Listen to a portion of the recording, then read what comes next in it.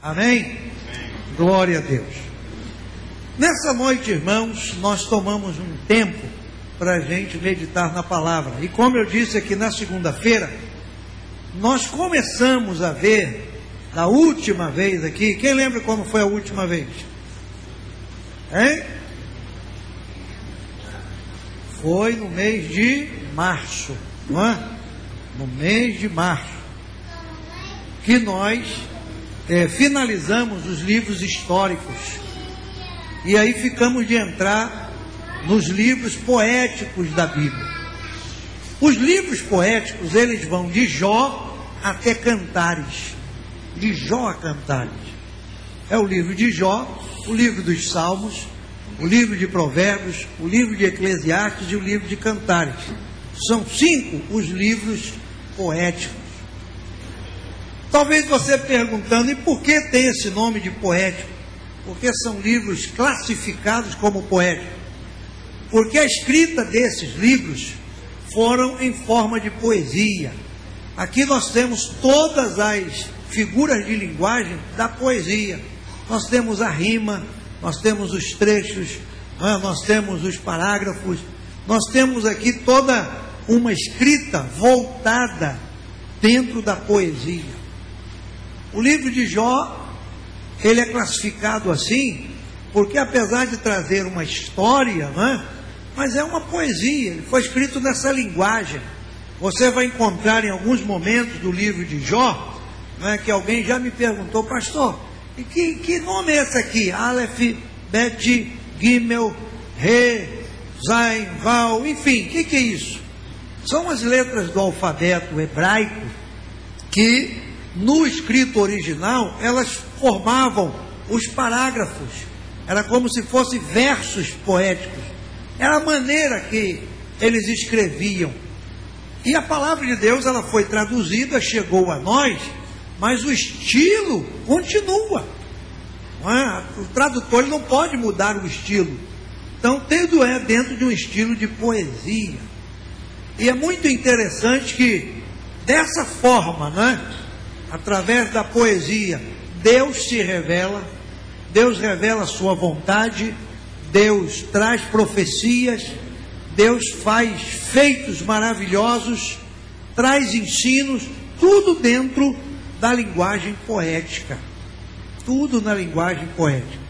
Eu disse aqui quando começávamos essa série de estudos, de que o propósito de Deus ao trazer a sua palavra é que ela fosse escrita em linguagem de homem. Deus não usou linguagem celestial, angelical, uma linguagem, diferente, não. Deus usou linguagem de homem. Então o homem, quando trazia a palavra de Deus, ele trazia na sua linguagem. Então o livro de Jó foi escrito dentro dessa linguagem poética. O livro dos Salmos, da mesma forma. O livro dos Salmos, que para nós são salmos. Salmos significa o quê? Cânticos, orações. Você vai encontrar no livro dos Salmos cânticos, orações.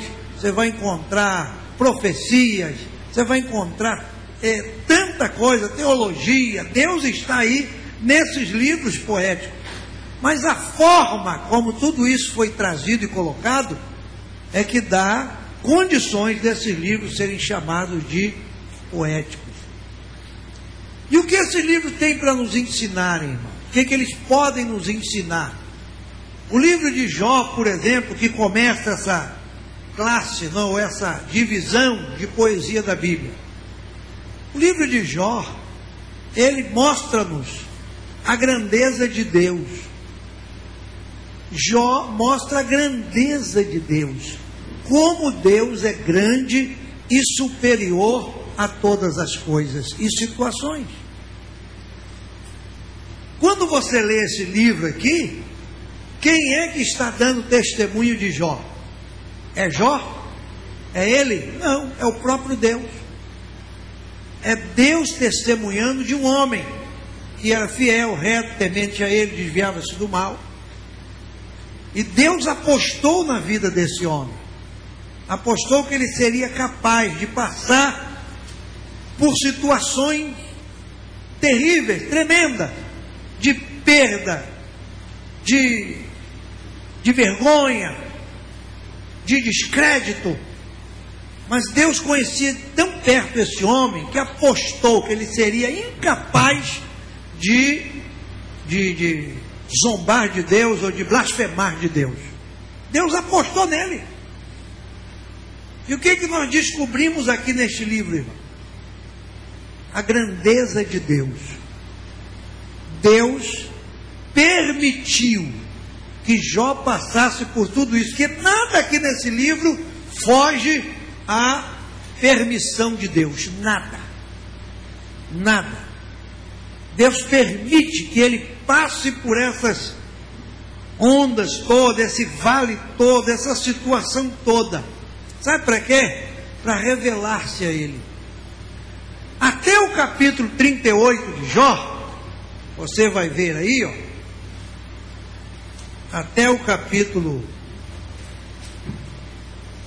30, 32, quer ver? 33, 37, 38, até o 37. Quem fala aqui são Jó e seus amigos. Até o 37. Um fala daqui, o outro replica de lá, Jó replica de cá, não é? Cada um tentando justificar aquela situação ao seu modo, à sua maneira. E não é assim que acontece conosco também? Não é? Você já tentou conversar com 3 ou 4 pessoas sobre uma situação sua? Experimenta. Cada um tem uma visão. Um vai dizer assim, essa sua situação é por causa disso. O outro, não, você está olhando assim, mas eu estou vendo assim. Pelo que você me disse, deve ser assim. Enfim, cada um tem uma perspectiva. E é isso que sucede nesse livro. Uma discussão sobre a soberania de Deus.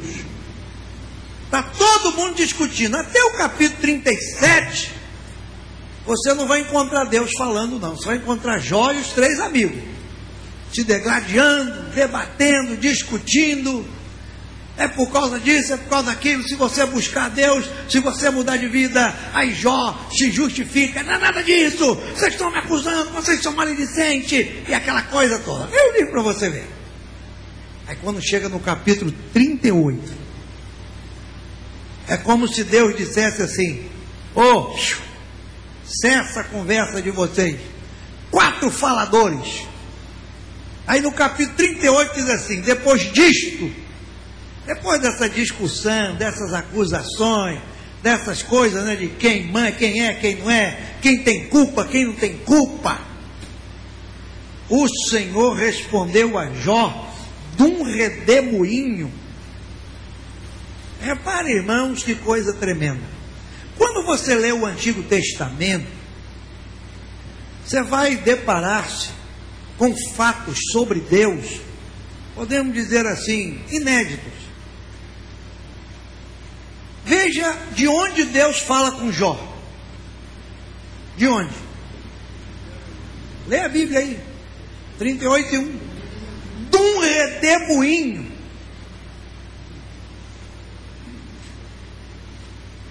Quando Deus foi falar com Elias, lá em 1 Reis 18, 19, não é? Que Elias está numa caverna, você já leu lá? Veio fogo, veio vento, veio tempestade, veio não sei o que, e a Bíblia diz que Deus não estava nada daquilo. Depois vem uma voz mansa e suave.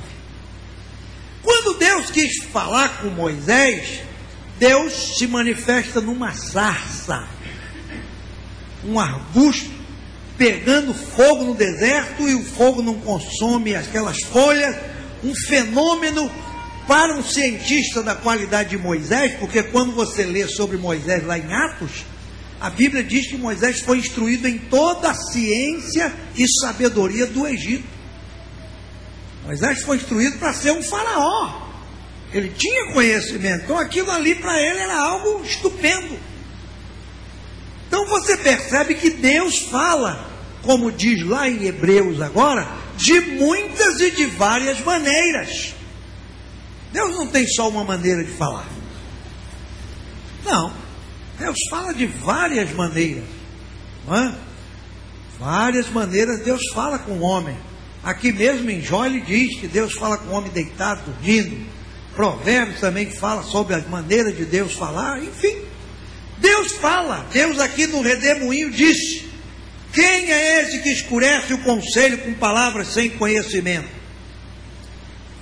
E aí, irmãos, Deus começa a perguntar para Jó: onde estavas tu quando eu fundava a terra?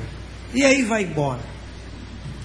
Aí Deus fala no capítulo 38, capítulo 39, capítulo 40, capítulo 41, é Deus falando. Aí está a grandeza desse livro. Até o 37, os homens estão discutindo os problemas da vida. Acusações para cá e acusações para lá. Mas do 38 ao 41, é Deus falando. É Deus questionando. Vocês estão discutindo o quê? Onde vocês estavam quando eu fundei a terra? Você pode isso, Jó? Você pode aquilo, Jó? No capítulo 41, você pode pescar com anzol leviatã? Você pode ligar sua língua com a corda? Você pode pôr uma corda no seu nariz? Você pode isso, você pode aquilo. Aí no versículo 11, é lindo isso aqui, ó. Versículo 11, Deus falando: quem primeiro me deu para que eu haja de retribuir-lhes? Pois o que está debaixo de todos os céus é meu.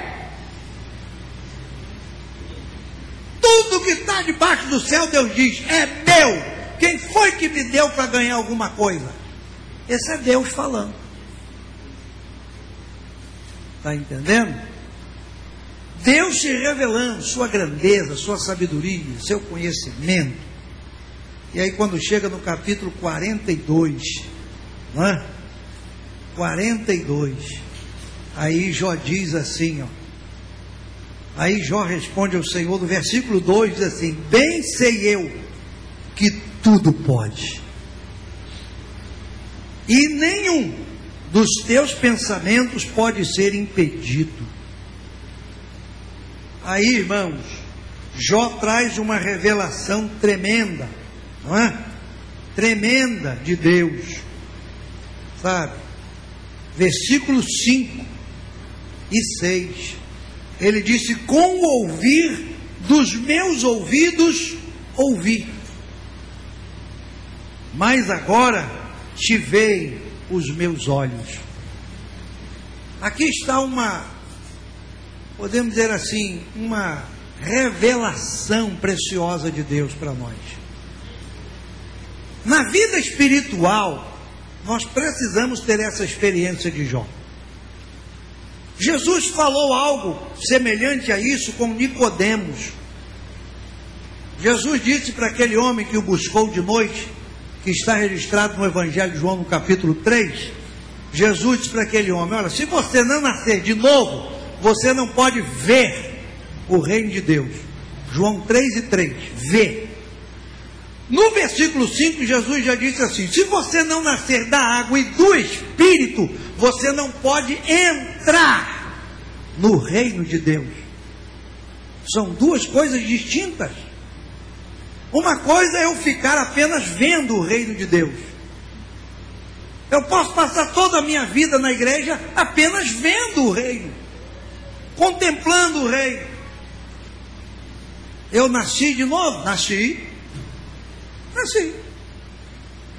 Mas eu preciso ir mais além. Eu preciso permitir que a água, que é a palavra de Deus, e o Espírito Santo de Deus produza em mim uma transformação, uma mudança tal que eu possa ter condições de entrar no reino de Deus.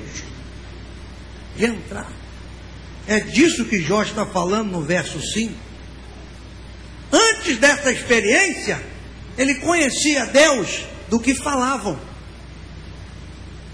E não é assim com muitos de nós hoje. Qual é o conhecimento que a gente tem de Deus? Do que falam, do que pregam, do que ensinam, das fitas, dos DVDs, dos filmes, das palestras, das pregações. Ah, tem um pregador bom ali, tem um ensinador, eu vou lá. Aí ouve aqui, ouve ali, ouve acolá, anota, rabisca. Muita gente está vivendo assim. Conhece Deus de ouvir falar de Deus. Mas nós precisamos, irmãos, ir mais além nesse relacionamento com Deus. Nós não podemos ficar na superficialidade da vida cristã. Jó está dizendo aqui: com o ouvir dos meus ouvidos, ouvi muita coisa a teu respeito, falaram que tu é poderoso, isso, aquilo, eu ouvi. Mas depois desse processo, podemos dizer assim, Jó disse: mas agora te veem os meus olhos. O que ele está dizendo? Eu agora tenho uma verdadeira visão de Deus. Eu sei quem é Deus. E é isso que nós precisamos como crentes, como igreja. Nós precisamos avançar nesse relacionamento com Deus, para a gente poder ter experiências pessoais, irmão. Pessoais com Deus. Pessoais. E não ficarmos apenas no que falam de Deus. No que falam. Os discípulos ali no Mar da Galileia, quando levanta aquela tempestade, eles têm uma experiência. Você não já leu lá? Quando Jesus repreendeu o vento e o mar, o que foi que eles disseram? Quem lembra? Que homem é este? Porque eles conheciam Jesus como o homem da Galileia, o homem de Nazaré, o filho de Maria, e não sei o que, e tal, por ali. Mas de repente, irmão, Jesus chega para uma ventania e diz assim: ô vento, show, quietinho. Aí o vento, o mar tá que tá. Ele falou: mas não, quieto. Aí o mar acalma. Aí os discípulos ficam doidos. Falam: não, peraí, que homem é esse? Que homem é esse? Esse homem aí, misericórdia. Eles tiveram naquele momento, irmãos, uma outra visão do Senhor Jesus. E é essa visão que nós precisamos ter de Deus. E como é que nós podemos ter essa visão de Deus? Através da palavra, através da experiência diária. Porque Deus, ele age na nossa vida nas mínimas coisas. Nas mínimas coisas, irmão. Nas mínimas coisas. E a gente muitas vezes não percebe o agir de Deus. Não percebe o trabalhar de Deus, a maneira como Deus conduz as coisas, conduz a nossa vida. Jó pode dizer: agora não, agora é diferente.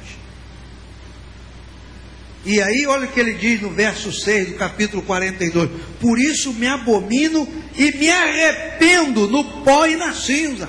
De que Jó está se arrependendo aqui? De que ele se arrepende aqui? Do que ele havia falado antes. Aquela discussão toda, aquela coisa toda, né? Sabe? Um dos amigos de Jó falou para ele: se você buscar Deus, se você praticar justiça, se você fizer isso, aí Deus vai fazer aquilo outro. Essa é a visão que as pessoas têm de Deus. Muita gente acha que você tem que fazer, sei lá, subir no pico da montanha para Deus te dar alguma coisa. Não. Quando você lê a Bíblia, você vai descobrir que tudo que temos são atos da graça de Deus. É a graça de Deus, irmão. Não é mais nada, não. Mais nada. Mais nada. O que a gente faz para merecer alguma coisa? Hein? A gente começa o dia muito bem, não é assim? A gente começa o dia, hoje vai ser aquele dia. Lá no meio-dia começa a dar coisa errada, 3 horas desgringola tudo, 4 horas já deu tudo errado, você já está chutando o pau da barraca, não sei o que, está nervoso, 7 horas da noite deu tudo errado, e agora? Isso é eu e é você. não é? Diante das circunstâncias. Aí quando a gente estraga tudo, aí fala, ah, meu Deus, tem misericórdia de mim. Foi que eu fiz. Meu Deus do céu, e agora? Como é que pode? E agora? Aí no dia seguinte, você chega lá, está tudo de novo no lugar. Sabe o que é isso? É o ato da graça de Deus. Jó estava experimentando isso, irmão. O que foi que Jó fez por merecer alguma coisa? Tem muita gente que acusa os outros, igual acusaram Jó, né? Eu já vivi essa experiência na nossa vida. Já. A minha filha mais nova hoje está viva porque Deus é vivo. Quando ela estava doente, não faltou gente para chegar lá em casa e falar, ó, irmão, é para vocês se consertarem. Isso aí é para vocês botar a vida no prumo. Isso aí é isso. Os amigos de Jó, não é? Cada um com a sua receitinha. E eu repreendia tudo aquilo. Quando chegou na hora de Deus agir, ele agiu. Eu não fiz nada do que o povo falou para fazer. Fiz não. Eu confiava na misericórdia de Deus. Porque a vida daquela menina não estava na minha mão, não. Estava na mão dele. Dele. Não depende de você. Não depende do teu esforço, sabe? Sei lá, correr. Lá em Eclesiastes, no capítulo 9, acho que é 9, quer ver? Já estamos terminando esse texto de Jó, porque isso aqui não pode acabar hoje não. Isso dá até o ano que vem. Quer ver? Eclesiastes 9, verso 11. Abre aí. Eclesiastes 9, 11. Já acabou, vamos agora, ó, sabe, entrar no momento da ceia, ofertar, dizimar com alegria. Vamos caminhar um pouco mais. O que diz aí o versículo 11 de Eclesiastes 9? Voltei-me e vi debaixo do sol. Isso aqui é Salomão na sua velhice. Eclesiastes quer dizer pregador. Mas vamos chegar lá. Só estou dando uma ideia do que eu estou falando de Jó. De que a gente não pensa que merece, pensa que... Não, nada disso. Olha só. Voltei-me e vi debaixo do sol que não é dos ligeiros a carreira, nem dos valentes a peleja, nem tampouco dos sábios o pão, nem ainda dos prudentes a riqueza. Está escrito aí no telão aí. Nem dos entendidos o quê? O favor. Olha quanta coisa, hein? Aqui não tem ligeiro, aqui não tem valente, aqui não tem sábio, não tem prudente, não tem entendido. Como é que termina esse verso aí? Mas que o tempo e a sorte pertencem a quem? A todos. A todos. Aí você diz assim, pastor, não entendi esse versículo. É muito fácil. O mundo todo tem 24 horas. O mundo todo. Ah, o japonês é mais inteligente porque ele lá tem 30 horas. Se o brasileiro tivesse 30, não, ele também tem 24. Ah, porque aquele país ali é primeiro mundo porque eles têm 48 horas. A gente só tem 24, o pobrezinho do Brasil, não, ele lá tem 24, você também tem 24. O tempo é igual para todo mundo. O problema é que a gente desperdiça tempo, não está sabendo aproveitar o tempo. A sorte pertence a todo mundo. Se você fizer um retrospecto da sua vida, você vai ver que algum dia a sorte bateu na sua porta. E sabe o que a gente faz? Despreza. Por ignorância, por insensatez, por falta de sabedoria, por falta de discernimento, por falta de conhecimento, por falta de oração, por falta da graça de Deus, e por aí vai. Todo mundo tem as mesmas chances, a mesma oportunidade, irmão. Sabe o que a Bíblia diz? Hein?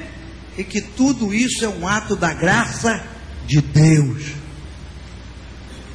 Deus, a Bíblia diz, tem um versículo lá em Romanos, é lindo, a palavra de Deus é muito preciosa. Paulo disse lá aos Romanos: Deus colocou todos debaixo da desobediência, para com todos usar de quê? De misericórdia. Deus pegou todo mundo, botou na mesma condição, para dessa forma também abençoar a todos. Jesus falou algo sobre isso. Ele disse: olha, o sol nasce sobre justos e injustos. A chuva, quando cai, ela cai sobre bons e maus. Não é? Imagina se Deus manda o sol, aí bota uma peneira assim, né? Aí o rainho de sol cai na minha cabeça. O povo vê o sol. Porque ele é pastor, tá vendo? Deus mandou o sol na cabeça dele. Onde ele anda, o sol vai junto. Não. O sol é para todos. Aí anda na rua no dia de sol para tu ver. Tem gente curtindo o sol, não tem? Bota um short, uma camiseta, curte o sol. E outros murmuram do sol. Ai, que sol!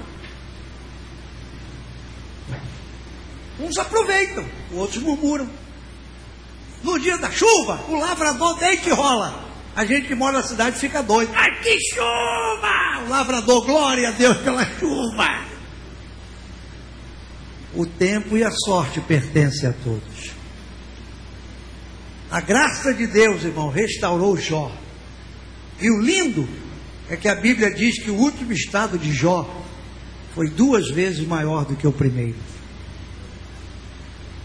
Você sabia que Jó tinha irmãs? Você sabia que Jó tinha primos, tios, tia?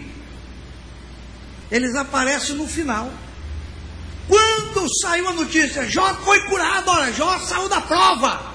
Apareceu uma irmã de Jó, uma tia de Jó, um parente de Jó, e cada um que ia lá levava um negócio. Um levava um talento de prata, outro levava ouro, outro levava cabelo, outro levava boi. Vou levar um presentinho para Jó. E nessa história, quando Jó foi contar, a Bíblia diz que ele tinha 2 vezes mais do que lá atrás. O que Jó fez para ganhar tudo isso? A graça de Deus. A graça de Deus. Mais nada. É a graça, irmãos. Você está aqui por um ato da graça. Você vai chegar no céu um dia, não é porque você lutou para chegar lá, não. Eu me esforcei, caramba. Chegar no céu com a língua de fora. Por que está com a língua de fora? Acabei de chegar do Everest. E onde é que está escrito na Bíblia que só será salvo quem subir no Everest? Não. Está escrito na Bíblia assim: quem crê será salvo. Quem não crê, balbal. É um ato da graça, mais nada. Tá bom? Na terceira quarta-feira do mês que vem tem mais.